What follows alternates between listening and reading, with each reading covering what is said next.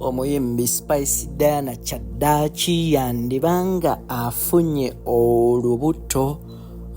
Tukuleetedde ebipya bino bizuusi gy'osinzidde. Njagala okubuuzaako weebale kubanga ogoberera ensonga ez'omuzinzi era ez'omuggundu. Wetujjidde ku mpewo nkugamba subscribinga, sharinga, commentinga tukutuuseeko okufeffetta okw'omuzinzi weewaawo okw'omuggundu.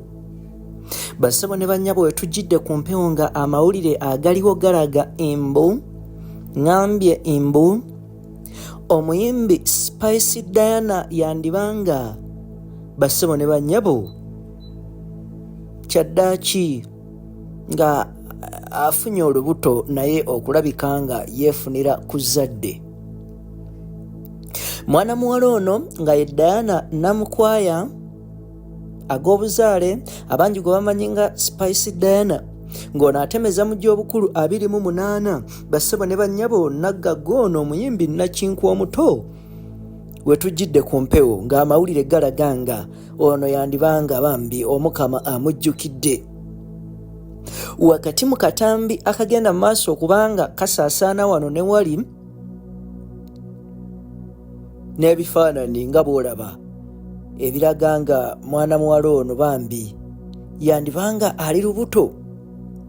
Oteekeddwa okukimanya nti abantu bano ab'amannya oba abantu ab'ettutumu ekimu ku bintu oba okusoomozebwa okw'amaanyi kwe basinga okubanga basanga kwe kugamba nti basetolinge oba oli awo basobole okubanga bafuna ezzadde. Kubanga bambi abangi amaaso gababeerako nga babatunulidde wano ne wali ne babeera nga abantu bangi babeegwanyiza mu ngeri ey'okwagala okubafunamu kye baagala, ekintu ekibaviirako oba ekibawa akaseera akazibu okusalawo.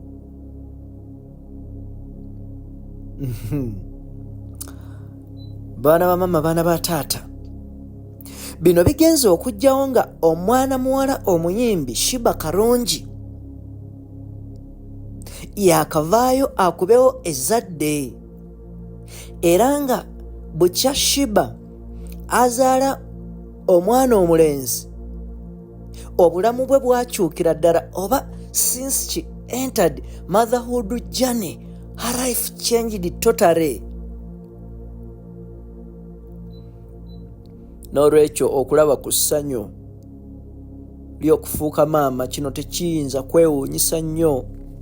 Mwana muwala Namukwaya ngamba Spice Diana wavaayo naye n'agamba nti ekimala kimala, kubanga abantu bano basanga akaseera akazibu nti aba ayina ky'osobola okuyita resources zonna oba ebintu byonna ebyetaagisa mu bulamu ng'abifunye.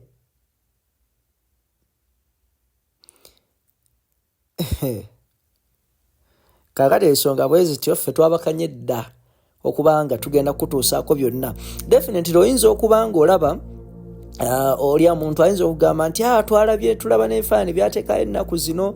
Celebrity yenna kyangu nnyo aba asazeewo okusooka okukweka olubuto, kubanga oteekeddwa okukimanya nti galare ye ebaamu ebifaananyi ebiwera. N'olwekyo kyangu okubasiba akatambaala ku mutwe n'abaterayo ebifaananyi byedda wakati mu ngeri y'okwagala okweteekerateekera embeera. Kaakati ne woba walabye nga yapositinze jjo nga taluli, ekyo tekikweyibaaza. Tugenda kukutuusaako byonna okukukolera okufeffetta kwonna tukuleeta. Kola ekintu kimu, subscribinga, sharinga, commentinge tukutuuseeko byonna. Yenze Ssemaganda Moses Hope ku Kampala Media TV, yonna gy'osinzidde.